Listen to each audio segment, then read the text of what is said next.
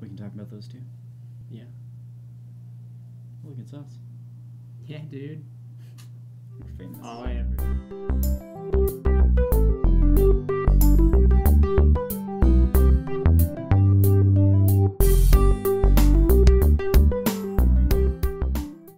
Hey everybody, welcome to Seriously Lighthearted Yoga. We've been doing this little subsection here about your spine and ways to add sort of a spine workout into your asana practice. And so what we're going to talk about today is once you have done those spine exercises and those sorts of things, it's kind of important to let yourself come back out of that, not just to like proceed with your daily life and keep on going. There should be a bit of a relaxing point. Yeah. And what is that? What should we be doing? So just kind of like at the end of every yoga class, pretty much everyone's going to end with Shavasana, taking a break, kind of letting the class assimilate in.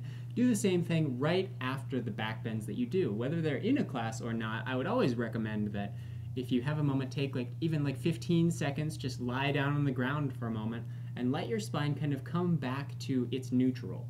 So I say that because when you are going through these back bends and things, it is a lot of work on the muscles around your spine. It's a lot of effort for them that they aren't necessarily used to making. So giving them the time to kind of relax again before you jump into another posture is very important. So I would recommend starting just again, laying down, like in Shavasana, where you're just on the ground, arms and legs out to the side, relaxed. Or if you would like, the other option that I'd recommend is legs up the wall. And for those of you who don't know what that is, you kind of roll your butt up to a wall and stick your legs straight up it. Not very hard.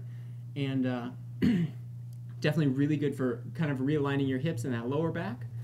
And those are the two things that I would recommend doing directly after the back bends. And then if you would like, once you kind of have resettled your spine back into whatever is neutral for it, you can, if you'd like, bring your knees up into your chest and just hug them there on the ground for a moment.